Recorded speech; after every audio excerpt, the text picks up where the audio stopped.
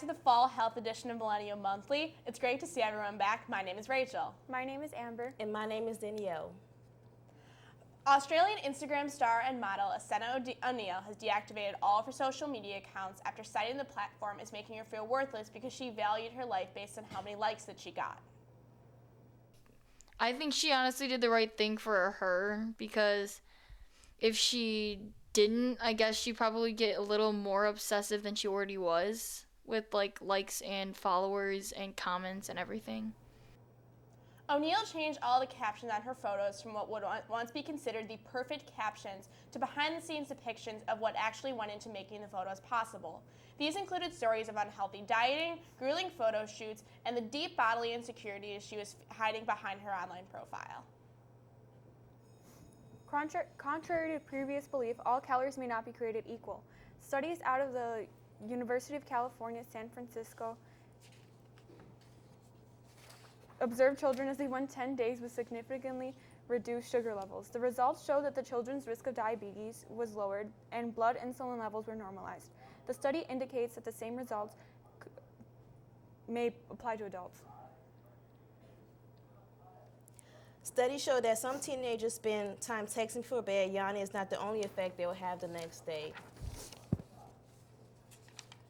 The practice has been correlated to teen depression, worsening ADHD, and further impaired sleeping patterns. Phones constantly stimulate the brain. This affects the amount of sleep hormone melatonin release. For those who have hard time focusing day after day, the solution may be to put the phone away.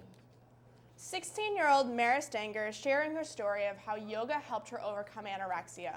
The practice helped her calm her anxiety and see the beauty in her body after she spent time in the hospital at age 13 for the physical toll the eating disorder took on her body. She has since become certified as a yoga instructor and intends to keep working to help people as she moves on to her next challenge, college.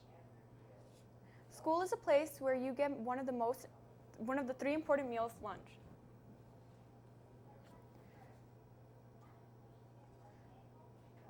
You should make sure what you're eating is healthy. Ask your school cafeteria to include a range of low-priced healthy foods. Start a health club in your school. Home is another important place and where you have control over what you eat. Help with the grocery shopping and buy less processed food. Get involved with cooking at home. To help in a public eating health, Annie McGraw, a fitness program director in New York, has helpful tips on how to stay motivated during exercise every day. Giving into temptation at least once every time may help decrease drinking some caffeine before the gym can enhance your exercise results. So just like a character in Tom Heffer from Parks of Recreation, Margaret says that sometimes it's all right to treat yourself. As teens, we feel invincible, that is far from the truth as we age. Studies show that beans are a rich source of vitamins that help protect the brain from shrinkage, while oranges, limes, and lemons may also help protect the brain. People who eat almonds and spinach have reduced risk of developing Alzheimer's disease. In addition, salmon and other cold water fish help with better memory.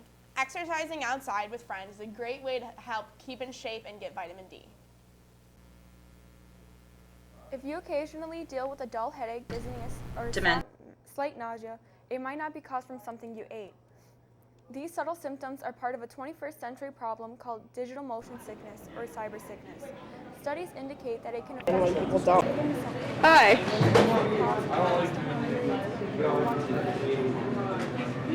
On HDTVs or by scrolling rapidly on smartphones.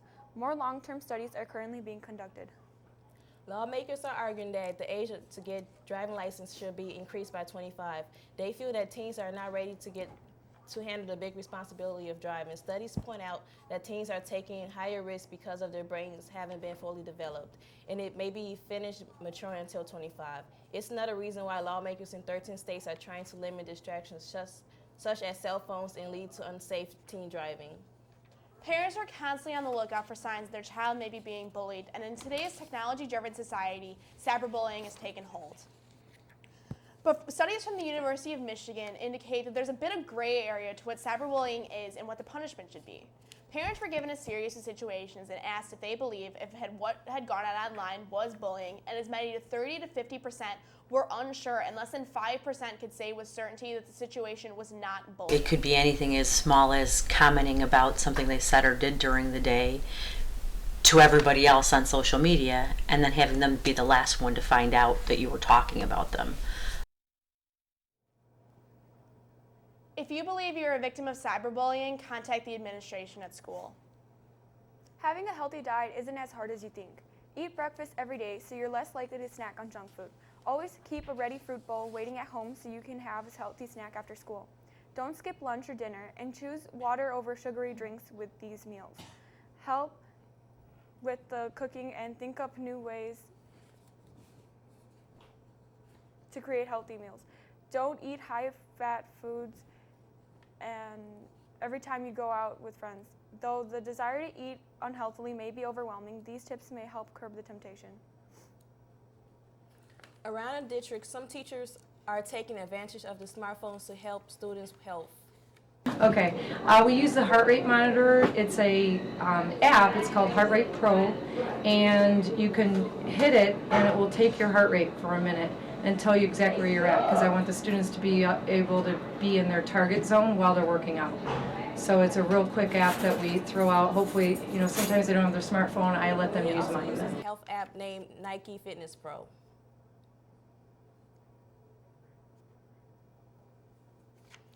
For more apps like the ones mentioned through the health and fitness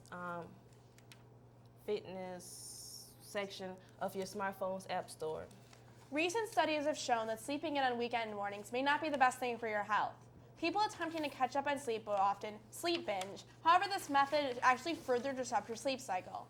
Binge sleeping does not make up for sleep that your body lost during the week that it needed to repair itself during the week.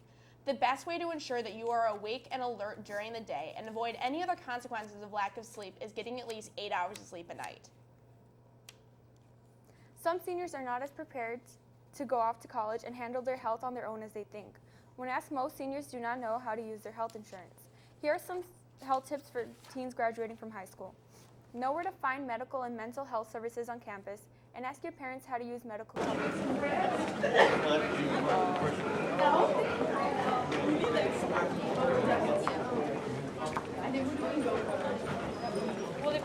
Yes, I know how to use my medical insurance. I was taught by my parents just in case of emergency. No, I don't know how to use my medical insurance, just for the fact that I was never kind of taught how to use it or even showed what it is. No, I don't know how to use my medical insurance.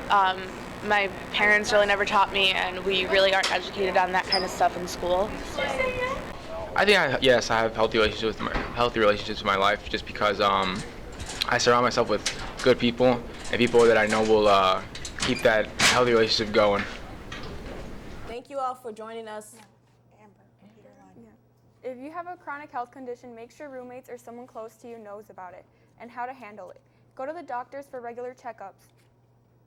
To help with mental health, try to surround yourself by positive people with similar goals in life as you.